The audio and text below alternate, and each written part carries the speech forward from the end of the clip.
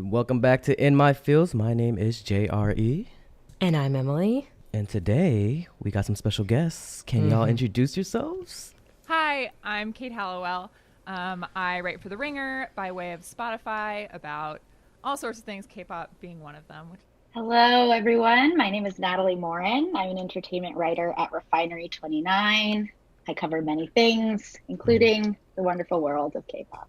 Hello, my name is Taylor. I'm a freelance writer, so I will go anywhere where someone pays me to write. I went from writing about rock and roll and indie to pretty much exclusively covering K-pop. Hi, I'm Alexis Hodoyán. I'm a freelance writer too. I've been doing this for about 6 years now. And I also mainly cover K-pop and Latinx music. Nice. Yes, very diverse backgrounds, everybody. And love it. If you haven't already realized, this is our second journalist roundtable. Ooh. So, yes, thank you guys all for joining. I'm very excited for this. And I think it's interesting because this is spanning different cultures, obviously across the sea in the UK. So, want to get started, Dre? Yes, let's start it out with a question that might be simple but also complicated. Not really. Who are journalists that who have inspired you or still inspire you to this day, and why? Man, so many people. I love Taffy Brodesser-Akner who writes celebrity profiles in the New York Times. Just people who are really good at putting you in the room with a person, or really grasping the essence of a person. Taffy is also really good at. It just seems like she doesn't have a filter between her brain and her inner monologue or when she speaks and her writing, which is surprisingly really hard to do. I love Doreen St. Felix in The New Yorker, Katie Weaver, Rob Sheffield and Brittany Spanos at The Rolling Stone, Alex Jung at The Vulture, and many of my peers in the K-pop sphere. Nice. Those are great picks. I'm gonna plug a coworker of mine, Shea Serrano, who writes for The Ringer. I would say inspires me because he was a teacher. He was never a journalism major. He was never went to school for journalism or anything, but he just took, and I think this applies to K-pop coverage and people wanting to write about K-pop. He just took something that he was a fan of and loved, and he just found this very entertaining voice. And he writes about these movies or TV or Scrubs or whatever TV show. He gets very specific and has this very voicey, personality-driven point of view. And I think he's a great example for just taking something that you love and writing about it in a way that people who also love that thing, want to read about and really relate to. So I think about him a lot, especially when I'm writing for The Ringer, which is a very voice-driven site. I just think being a fan of something is really powerful, and I think he really has made a really successful career out of that. Yeah, we'll definitely get into that voice-driven thing and how to maneuver that with different, publications or outlets. Next up, how about Alexis? I think that what I mainly look at is style. And since I was in school, I always thought that I was going to be a fashion writer. That's what I thought I was going to do. So I always looked up to Robin Givhan. She won a Pulitzer. So I always look up to her, and then just stylistically, I know he's all over the place, but I always really loved his essence. Tom Wolfe. Nice. And finally, Taylor. This is maybe a little controversial, but there are pieces that I read. So there's a lot of stuff that I read from GQ US because they get a lot of really extensive access. There was a piece on Michael Keaton where they went out to his ranch in the middle of fuck nowhere and were spent days with him, and I'm just oh, can you imagine what that's like?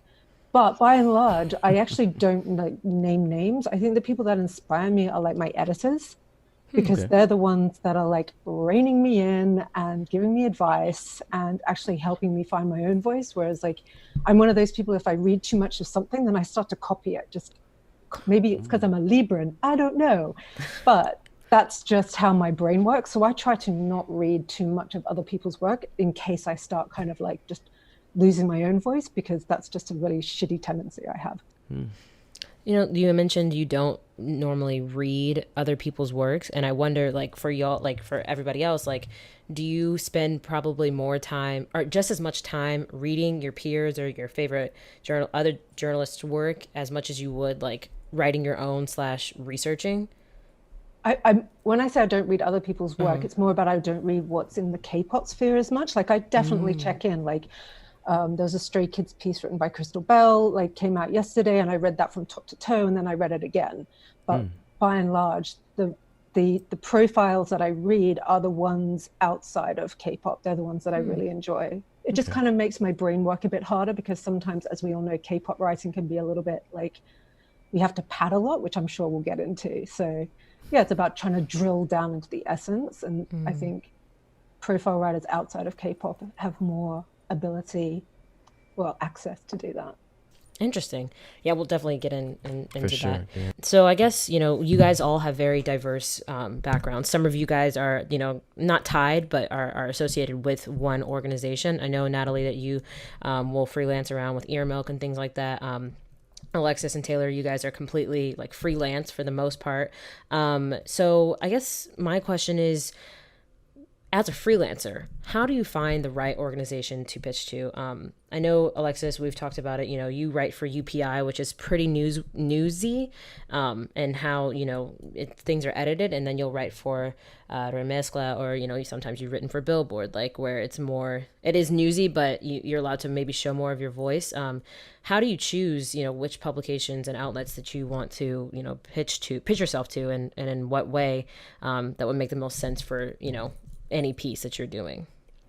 I think it depends. It depends on the news cycle. It depends on the group itself, because sometimes you will get a press release from an artist and they'll be like, oh, we would like to be, do this, and this publication, not this one. So, or maybe the editor doesn't want it.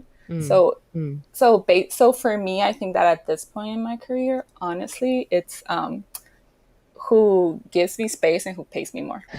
That's real. I love it. And I guess with that being said, you're pitching your stuff to a bunch of different outlets.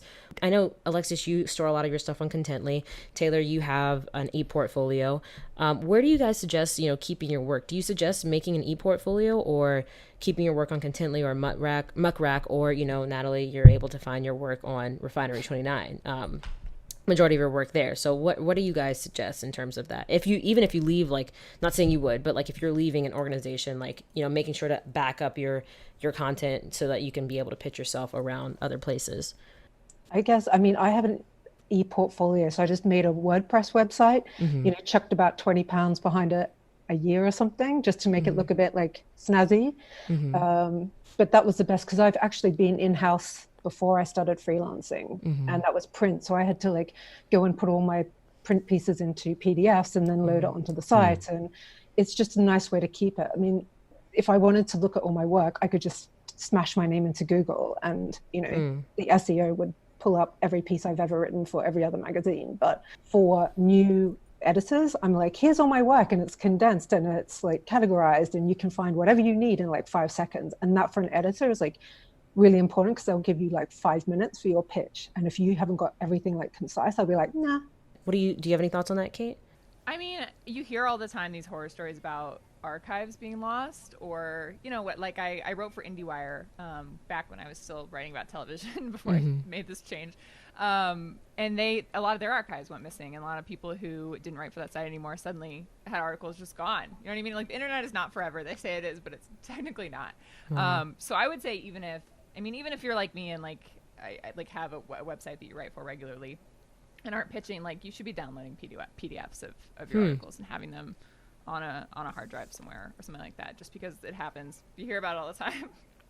Wow, I didn't know that, like, things just go missing. Yeah, or like websites, websites shut down is a horrible time for media, like, So you like to think it wouldn't happen, and it doesn't happen too often, but you hear people talk about it on Twitter and stuff. Suddenly they can't. It's happened to me too.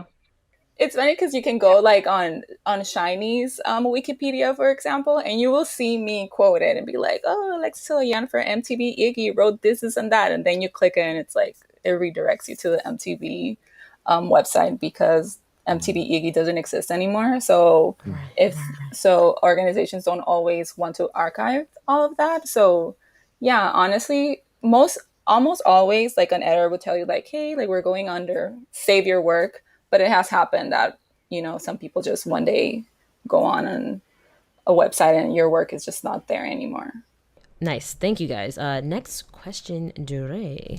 When you interview a person, you have to research them, of course. So how much research do you actually put into a group or a person? Or how much have you been in a situation where you didn't have that much time to research, so you just have to go in kind of bullshitting a little bit? Oh my God, I've never gone in on a wing, like never. Never? Never. They're gonna catch you out. They see the fear in your eyes and they ask you a question about their work and you're like, yeah. And like, yeah, it's not a good look. I did that once, but not in K-pop, and I'm not even naming names because that band was just like looking at me like, girl, no. And I was like, I'm sorry, I'm very bad at my job. I was really young. I was really young.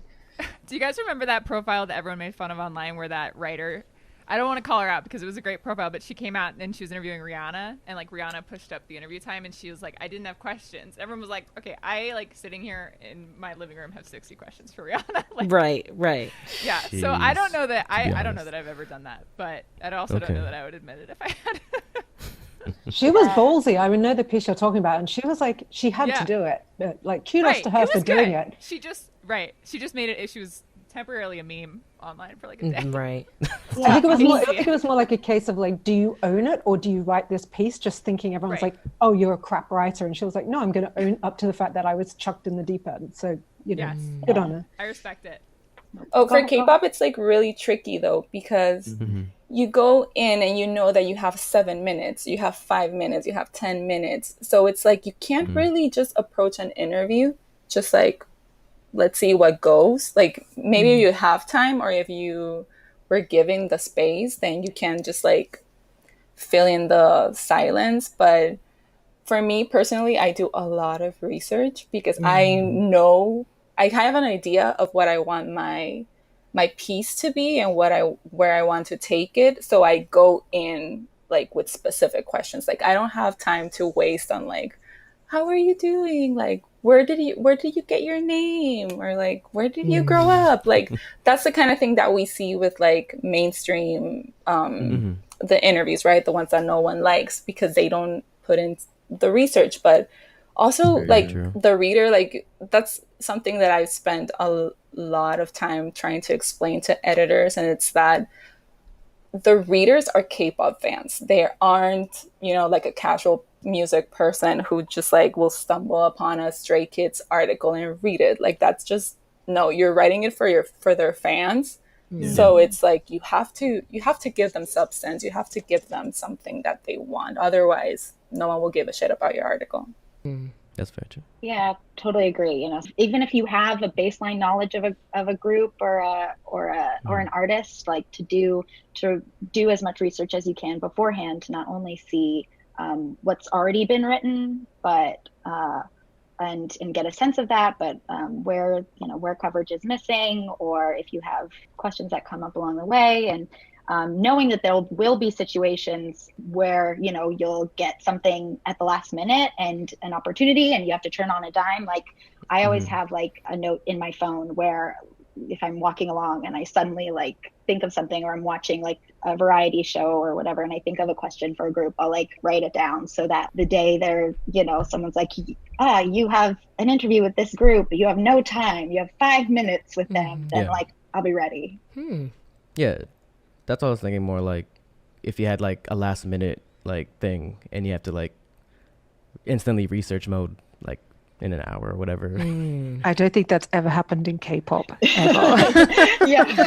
No, I'm not even talking about K-pop. I'm just saying in general. I mean, focusing on that as a research thing is that they do so much. Like we all know how much stuff they produce, like how much content, and you kind of have to watch all of it because there's so many little things that like slip between the cracks that I know I could read every single interview, but there could be this one obscure live that they did and they've said something and there's a perfect question in there just bouncing off that. And if you miss it, then you've missed a really good opportunity that someone else is going to get. Yeah. So you do end up watching a lot of content. So like I would probably spend like maybe 2 weeks minimum researching a group. And try to go through all of their content, like literally, not ever. Probably like from the last, like since the last cycle, since the last comeback. Yeah. Okay. Something I think is really, really valuable too is, along with consuming all that content, and this is like, I think a lot of people sort of keep their social media separate, but I think kind of embedding yourself in the Stan accounts for whatever group you're following really helps kind of pick through all of that really niche content. And not only gets like what the stands are talking about, what they want to hear, or the questions they actually have, but also like they'll pull out those very like specific questions and those very specific like references to moments in an hour-long show or in an hour-long concert or whatever that they care about and that they want to talk about. So if you have like that build up, like I recently interviewed the boys and I didn't know them super well. I was like, Natalie can attest because she sent me like a syllabus on them a couple months ago. But I had like 3 weeks before I interviewed them and I just like followed a bunch of fan accounts and was just like watching them and being like, what are they talking about? What are they looking at? What videos are they sharing? And then like you can kind of take the things that they're unanswered questions and the things that they care about and then ask about that. And it kind of cuts through. If you don't quite have all the time to watch all the things, it kind of helps narrow it down a little bit. And kind of like what Taylor was saying in the beginning, like, yes, bands can figure out if you don't know about them, but also on the other side, they also really appreciate it when you do know a lot about them. And, you know, K-pop and outside of K-pop, it's true. Like people are flattered when you know things about them.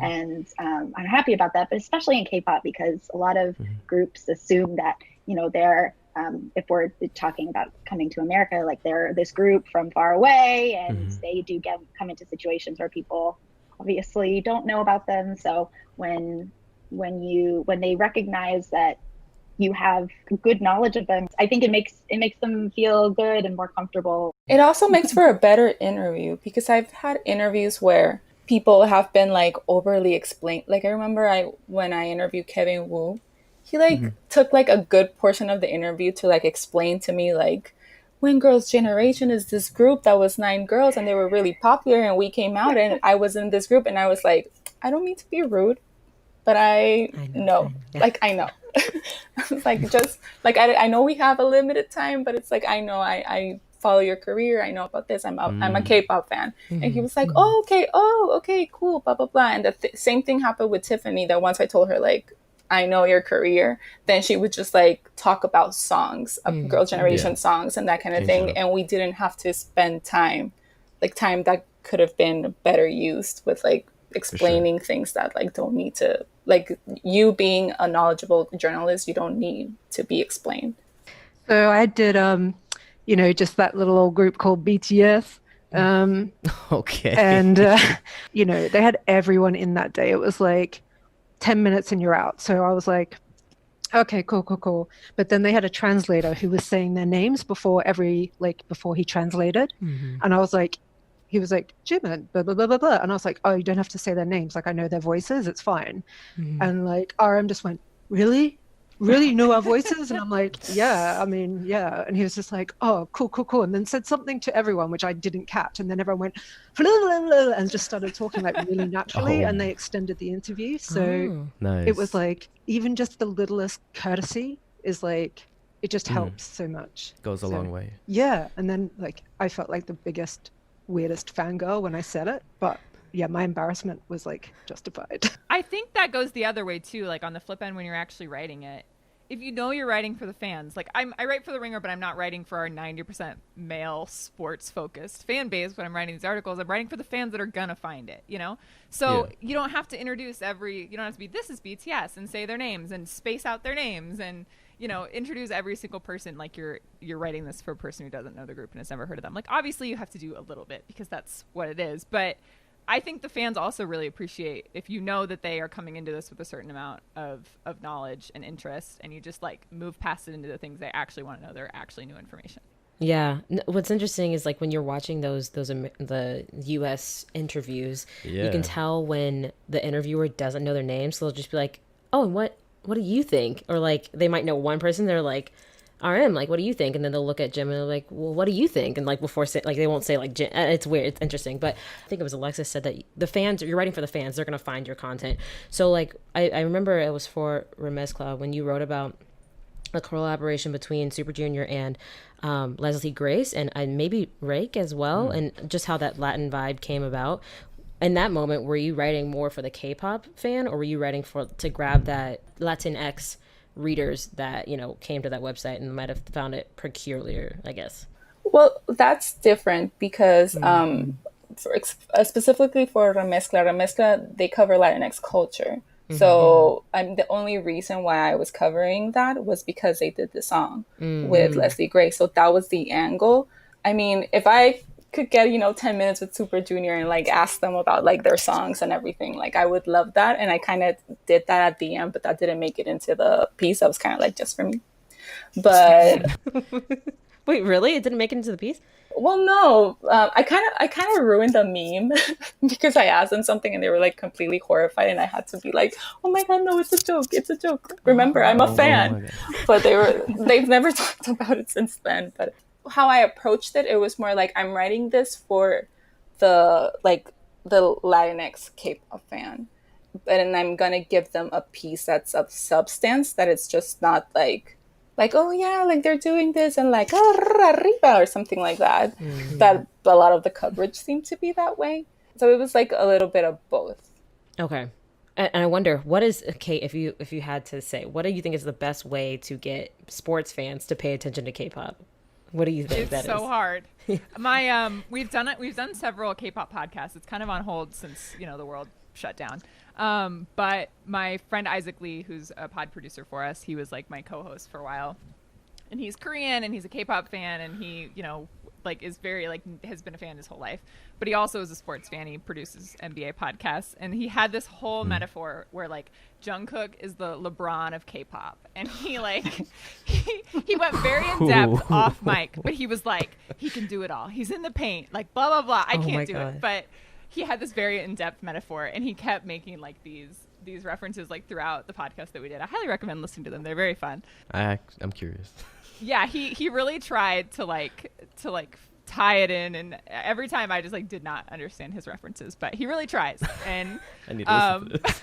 We do have people that have found our podcast through the Ringer. It's not all K-pop fans that only go to the Ringer and for the K-pop content. There are some people that like the sports content and the K-pop content, but they're few and far between. I'm working on it. I was gonna say, as a sports fan myself, I really appreciated that reference when I heard it. It was really great. Thank you so much for listening. Who's the Chris Paul of K-pop? I'm trying to that's honestly, so funny. He had a whole thing where he was like, so and so send him the assist. I don't remember how it went because I don't know. I don't know sports references. But if that's content people like, I'll bring it back to the Ringer. Dre, can you make a video about this, please? That would be so fun. Yes, you have my permission. You have my permission. It's kind of hilarious. Casting BTS as NBA players. Yes. Yo, I might just do that. Please. All right, let's go into writing. How do you decide on what to write? Is it normally what will give you more traction, or what you feel strongly about? I think they're one and the same sometimes for me. Okay. Like everyone's already said, we write for people who already love the group. So if I'm really passionate about the group, then I'm probably going to what I feel passionate about is what they feel passionate about, and then it all just kind of keeps going. I think there's times when there are issues, which I'm doing leveling inverted commas around, where you want to bring it up and you want to write about it, and that just, it's K-pop, man. That stuff gets shut down damn quick. So it's K-pop. Yeah, so you don't always get to write what you're actually passionate about, and therein lies a problem. Do you think that problem will ever change or be able to be solved? Oof, no, not at, well, I don't want to say no forever, but at this point, so I had a girl group that I had set up for this huge piece, print and online. Another girl group kind of got slammed for something they'd said, and these guys got cold feet, and the whole piece was just pulled. They were like, we can't talk about this, and then my editor was like, we can't do it with them not talking about this, and I was just like, oh, this is going to end up really badly, and just got killed. Damn. Yeah. That's the hardest thing about industry is just trying to meet halfway with understanding the culture, also like how journalism works in Korea and how it works here and what we want to do. And a lot of the times it's working with really strict parameters that we usually don't have writing about other things. But I would say like in the beginning, when I first started covering K-pop, I was just wanting to talk to different groups, get a sense, like especially for Refinery, like building our coverage, like I wanted to give our readers like a sense of who these groups were, and there were some specific angles, but I just kind of like wanted to establish a baseline, get people used to the culture of K-pop. I want to double up on that point that Natalie was making there. Like, there is a very big cultural distinction between what K-pop media and what K-pop groups and the general public in Korea deem as like newsworthy or acceptable. I'm just talking for myself here as a Western journalist. There is a lot of learning that I had to do in the first like 2 or 3 years of writing about K-pop, because I was coming at it in a really gung-ho, like, I love this, I want everyone to know about this, and I'm just coming at it from a Western perspective. And that was not the right thing to do. But in the 10 years that I've been doing this, I can see that things haven't progressed within K-pop in that respect. You know, the girls are still treated in a different way to the boy groups and so forth. And you really want to see that progression. And when you don't, you do want to start pushing at those boundaries a little and see not what you can get away with, but see if you can build that trust between you and the company to say, you know, we do not want to get your artists in the shit, basically. But at the same time, you know, the way that K-pop has moved within a Western like sphere now, and the way that people look up to it is, and they look up to the artists, there's always that little bit more that people want to get from their artists, and that's not always forthcoming. So yeah, I mean, one of my favorite things is being able to introduce people who are music fans who aren't K-pop fans into K-pop. You know, I truly believe that there's something for everyone, and just to kind of like through like universal themes or just expanding people's boundaries a little bit, introducing people that way. Again, it's a lot of negotiating and with management and just trying to convince, I'm sure all of you guys also have had this, just like trying to convince people that your idea, even though it's new and it might not be something that was on the approved list of topics, that you're going to be responsible about it and the fans are going to love it, and you're not going to alienate Korean fans, or you're not going to alienate anybody by doing it. You know, part of what I really like to read is when people write for their publication or write, like, I mean, I love these in-depth pieces. I love these profiles on all these groups, but like Natalie wrote a piece about Everglow where she asked them what was in their purses, which was like a super like Refinery 29 centric piece. And it was great. It was so fun. It wasn't like any other interview you'd ever seen with them, or at least I'd ever seen with them, or really any other girl group. And I remember it was like so perfect for Refinery, and it was so perfect for that group, and it was so fun and different. And I love that. I love when like people like Natalie were like, you know, I'm not going to sit down and ask them, you know, what they want to say to their fans through their songs and blah, blah, blah. Like, she like made it really different and really fun, and it was perfect for her website. So I think, yeah, coming at it from the angle of like what Refinery's readership would want also really works depending on the group and the writer as well. Well, thank you, Kate. But I also feel like you have done the same thing as well. I mean, your BTS hair matrix was so The Ringer. Like, you know, thank you. I mean, it's so for the fans, but it's also in a way, it's like so The Ringer. You could see, like, you could do that for sports. You can yeah, do that I took that matrix like style from other sports pieces we've written. So you're good to spot that. But yeah, I think I mean, and the freelancers know that too. Like, you want to know who you're pitching to, and you want to style the piece that you're writing for that website or that outlet. And you guys have you kind of mentioned, or we've been talking about it sort of lightly here and there, but we've mentioned one of the challenges is that a lot of the times, you know, and maybe it's because of the language barrier in some ways as well, but many of these K-pop labels will ask for questions beforehand, and I know some people are very like, I'm not doing the interview if I give you the questions. And, you know, a lot of the times the way the interviews happen is because you have to give it to them. Do you guys have any specific, you know, any opinions on like pre-approval of questions? And, you know, with the idea that part of it probably might have to do with the language barrier as well, just so they can have a better understanding and not get anything lost in translation. What are you guys' thoughts on that? I just think it's funny because I think that's one of the things I think where a lot of people, we tend to we meet halfway when it comes to that, and sometimes just knowing like that's how it's done in Korea. But I think that sometimes, yeah, it is true that like it is really helpful to translate the questions beforehand, and because of the language barrier. But most of the time it's not because of the language barrier. I have a counter argument. Okay. Sometimes in this very specific instance, that there are times where you're talking to an artist and there's no English speaker and there's not really anything like remotely controversial to talk to them about, or anything like maybe you're just asking them about the music, like it. And sometimes just sending the questions beforehand, it guarantees me that I'm going to get a good answer. Because sometimes when I walk in and they don't know my questions, or even if I send them the questions and they try to answer me in English or something like that, a lot of the times, because when I go into the interviews, most of the times I'm not looking for information, I'm looking for quotes. So it's kind of like when I'm hearing them talk, I'm like in my mind being already like, I can use this, I can't use this. You know, if I ask something and they're just like, yeah, it's kind of like, well, there goes one question wasted, you know, that kind of thing. So in that sense, sometimes it just makes life easier for me. But I do get that you know, it depends on the outlet and a lot of things. And like, it's more like that thing that I've developed that reasoning because of all the interviews I've done. And it's kind of like looking at the silver lining and be like, well, at least if I sent them the questions, like hopefully they'll give me a good answer. I mean, I kind of agree. I agree with both of you.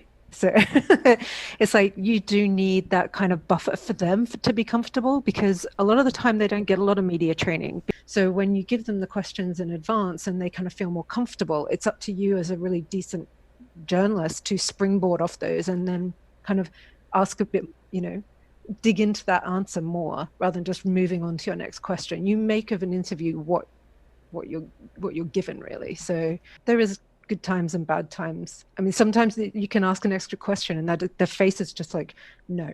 You're just looking at them, then they're looking at each other and you're looking at them, and everything gets really awkward and weird, and you're like, okay, cool, we'll move on. So interesting. But yeah, I agree. You want quotes, but you also want the meat of the situation as well. Like, I also think, you know, a lot of times when you're working with these companies, you know, like I work with the same person for all the SM artists, and, you know, it's the same translator, it's the same rep, and it's the same person who's asking for questions or asking if she can send me email responses, and I'm like, no, like, but you have to build trust, right? You want to build a relationship, and you want to build trust with these people so that when you do have follow-ups or you do, you know, make jokes in the middle of an interview, they'll translate the damn joke. And you know what I mean? So part of it is you don't want necessarily to send every single question, blah, blah, blah, but it's about kind of building trust with the people that you're working with so that they let you, you know, they let you go 5 minutes over, or they let you, you know, ask follow-ups or whatever. So I think it's very much a give and take. I agree with what all of you have said. So, some people just aren't naturally good interviewees, and you want to do that. You want to do your best by them. So I don't think I've ever come away from an interview just kind of going, I never want to interview that person ever again. Like, what a shit. Like, I just, you know, just some people like aren't good at it, and they're great on stage and they're great artists. They're just not great interviewees, and you roll with it. You know, that makes me think, and you guys kind of mentioned how you've never gone into an interview like raw, like not knowing who the person was, and it makes me think of like red carpets, or like, you know, even press junkets, like for the Grammys. Or Grammys week back in 2019, a friend of mine was like, Jackson Wang was in town. A friend of mine who's a radio host, alternative music radio host, had no idea who he was, and he texts me and he's like, I'm about to interview this dude in like 30 seconds. He's apparently in this group called Got7. Can you tell me anything about him? And I'm like, oh yeah, I just like say as much as I can, but he like he wasn't even able to look at that, and he was able to. He's a good conversationalist. He was able to kind of like, he knew roundabout like thing, you know, about him, and he tried his best to try to, you know, go through things, and it actually ended up being like one of his most viewed interviews, obviously because it's, you know, Jackson, but the way they were able to work it out, he was able to ask broad enough questions, but at the same time, like, I don't know, when you mentioned Taylor, you know, people who are, or Alexis, when you're like, yeah, when people are just like, yeah, like they don't give you much of an answer, I always think of those instances where like you're on a red carpet where it's just thrown at you and you're like, I don't know what to do, like let's just go with the punches, I guess. I don't know, maybe like that's why no one here is a red carpet journalist. Right.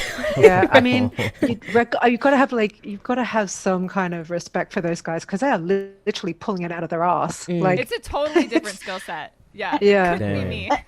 Jackson's great though, like Jackson could, you know, charm the, you know, paint off a painting, like he's that good, right? And I also think you can have some really, I don't think necessarily you have to be like a super in-depth, you know, K-pop stan or whatnot, or to have a good K-pop interview. It's true for anything. Like sometimes really compelling interviews can come from people who don't really understand the scene or whatnot. I mean, you should know the person's name, and you should try to do the research that you can, but I definitely think that part of this job, or the biggest part of this job, is to be curious about people and wanting to learn about people and tell their stories to other people. So you know that you can, if you have that down and you work on those tools, then you can talk to anybody, and it's helpful if your interviewee is also down to spar. Right. All right, let's go with finding your voice on social media. How important is that? Like, is social media important for you in general? It's an important tool. I don't have massive amounts of followers, but then again, I'm not a celebrity and I don't expect to be treated as such. So I find it quite interesting when people kind of position themselves as like celebrity reporters, as celebrities themselves. I find that quite weird and potentially damaging. Sometimes I wish that social media presence weren't as important, because it's good when it's good and it's really bad when it's bad. You know, it's like it's like a very delicate and volatile space. It can be really helpful to get the word out about a piece, to be able to create a following of people who like trust you and like your writing. And if we don't get people reading our pieces, then we can't write them and we're not going to get assigned them. So that relationship building is important to a certain extent, but you know, it can be difficult sometimes. Sometimes the feedback is really valuable. Like if fans give you, you know, constructive feedback, like I find that really valuable, and I really kind of treasure the relationship. I have a few relationships with a few like Army and a few Mon Baby and a few 18, and like I really like listening to what they have to say. You know, they DM me and they're just like, oh, this was good, and what was this about? And I'm like, okay, I'll take all this on board, thank you. So you know, it's cool. Like, but like Natalie said, it can be like your best friend and your worst enemy. It's like depends on the day, I think.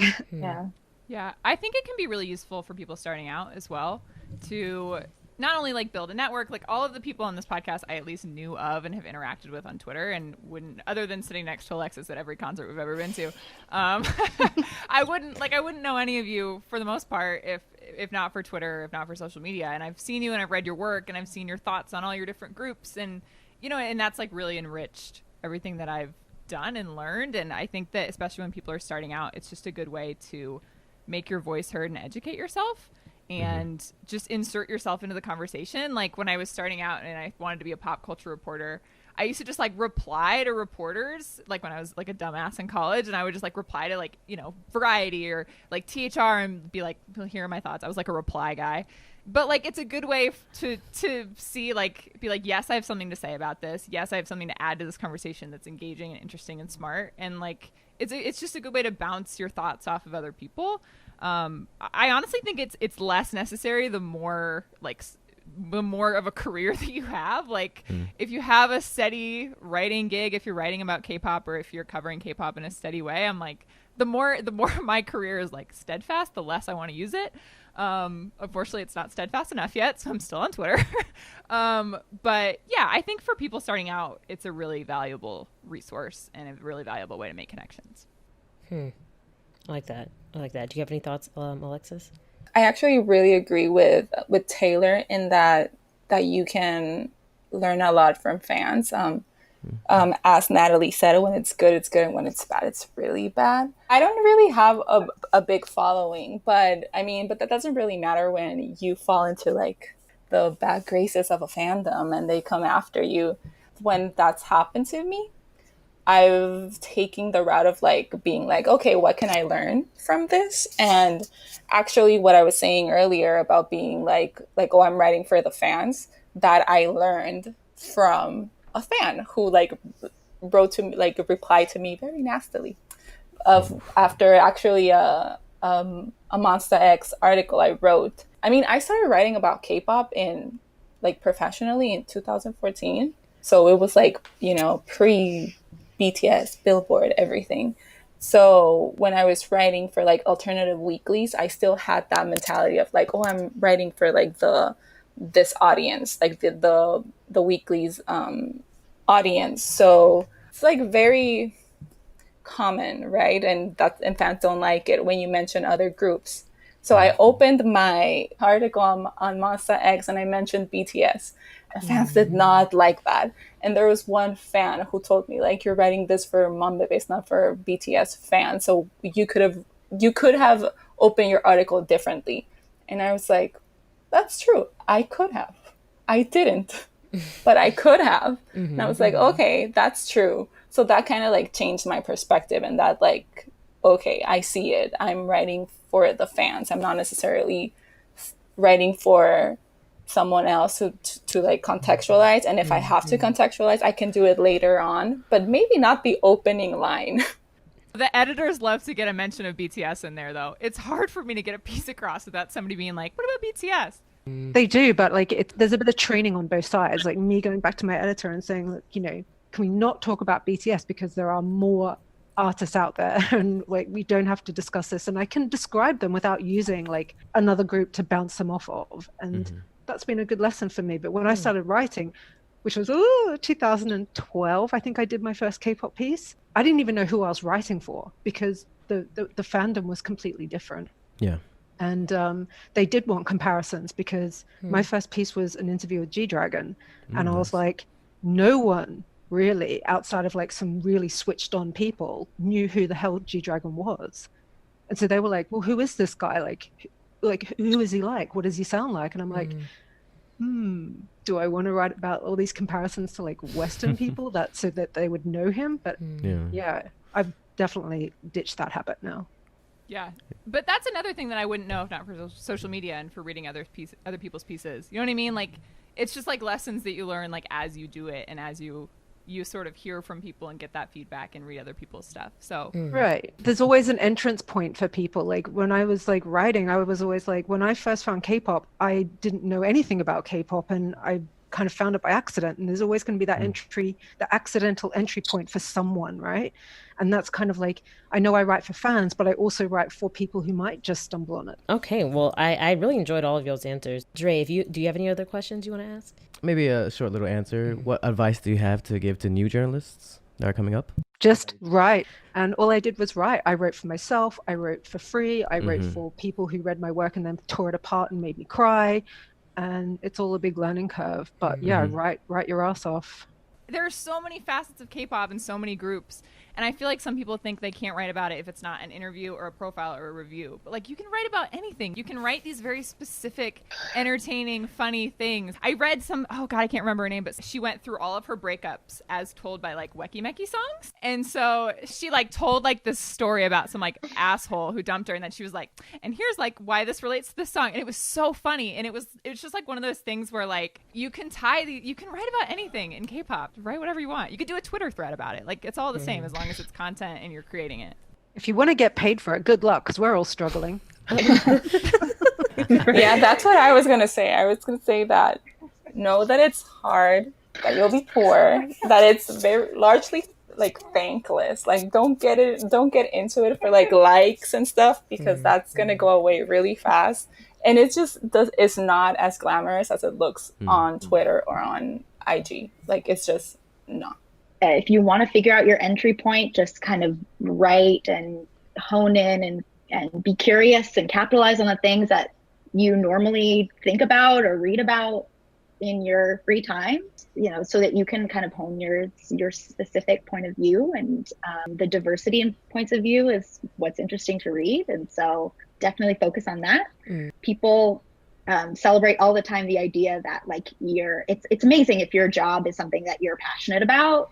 If those two things coincide, like that can be really great for a lot of people. It's something I'm very thankful for, but also at the same time, it's a double-edged sword. Sometimes it's hard to make your passion your job, because when you conflate those two things, like the magic of it can kind of disappear. Like also write, but also read as much as you can, and not just K-pop, just read. Well, thank you guys so much for taking the time out to do this. Before we end, can you tell everyone where they can find your work and where they can find you on social media, starting with Kate? You can find me at Kate Halliwell on Twitter. I tweet about K-pop way too much, so please follow me so that I can tweet more. And then you can find my work on theringer.com. And I also have a podcast called Tea Time on Spotify, where they don't let me talk about K-pop nearly enough. All right. Taylor, where can people find you and your work? I'm on Twitter at _XTGX. You can find my work across, who do I write for? GQ, Vogue, Dazed, ID, Guardian, blah, blah, blah, blah, blah. Yeah, I'm lurking. I'm always around. All right. Alexis. You can follow me on Twitter and Instagram at HOE_DOYAN. And there should be a link to my portfolio there. All right. And lastly, Natalie, where can people find you and your work? Find me on Twitter and other social media platforms at NBMorin, MORIN. And read my work on refinery29.com. Check it out. I also contribute to Ear Milk sometimes, but mostly to Refinery is my full-time job. And yeah, DM me about mullets, crop tops, choreo. Oh yeah, DM Kate also about mullets. Loop me in on that, the mullet content. I want to join. Am I in the mullet crew? I'm definitely in the mullet crew. Absolutely. Everybody's in the Please mullet never crew. talk to me about mullets. I'm good without mullets. So thank you guys for listening. This has been In My Feels. I'm Emily. I'm JRE. I'm Natalie Morin. I'm Alexis Hodoyán. Taylor Glasby. And I'm Kate Halliwell. Thank you guys for listening to In My Feels. Adios. Goodbye.